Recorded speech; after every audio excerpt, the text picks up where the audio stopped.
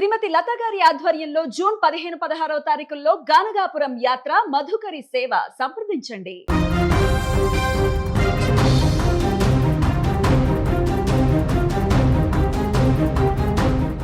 Kakinada missing case ప్రస్తుతం రాష్ట్ర వ్యాప్తంగా సంచలనం సృష్టిస్తోంది.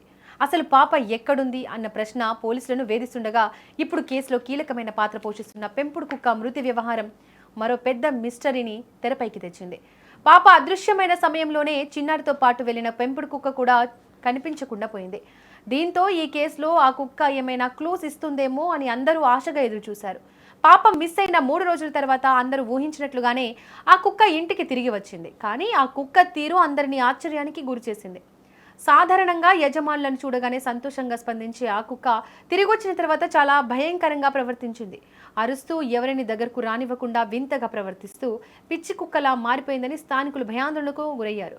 కుక్క ప్రవర్తనలో వచ్చిన ఈ మార్పు కేసును మరింత క్లిష్టంగా మార్చేసింది. అయినా కూడా కుక్క చిన్నారి జాడకు దారి చూపిస్తుందని అందరూ భావించారు. అందులో భాగంగానే నిన్న కుక్క మెడకు ట్రాకర్ బిగించారు. అయితే కుక్క మాత్రం తోటతో పాటు దారిలో తిరుగుతూ ఇంటికి తిరిగి వచ్చింది.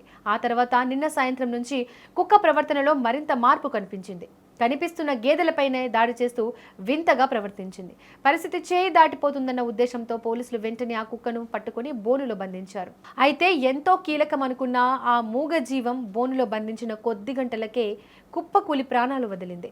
నిజానికి 3 రోజుల తర్వాత కుక్క తిరిగొచ్చిన తర్వాత అన్నమే తినలేదట.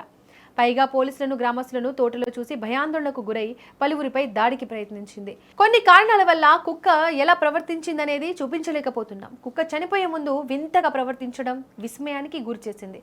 అసలు కుక్క మరణం వెనుక ఉన్న అసలు కారణం ఏంటో ఎవరికీ అర్థం కావడం లేదు. మనుషుల రద్దీని చూసి లేదా ఆ సమయంలో ఎదురైన ఏదైనా అనుకోని ఘటన వల్ల కుక్క తీవ్ర భయాందోళనకు గురై పిచ్చి పట్టి ఉంటుందా, లేక కుక్కకు ఏమైనా అయిందా అన్న అనుమానాలు ఇప్పుడు తీవ్రంగా వినిపిస్తున్నాయి. కేవలం పాప కేసులో ఆధారాల కోసం చూస్తున్న తరుణంలో ఇలా కుక్క చనిపోవడం దర్యాప్తులో పెద్ద చిక్కుముడిగా మారింది.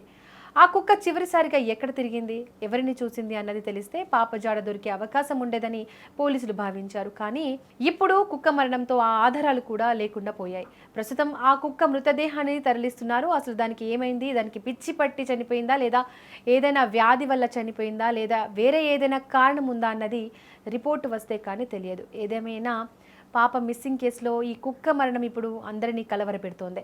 చిన్నారి జ్ఞానేశ్వరి మిస్సింగ్ కేసు రోజు రోజుకు క్లిష్టంగా మారుతోంది.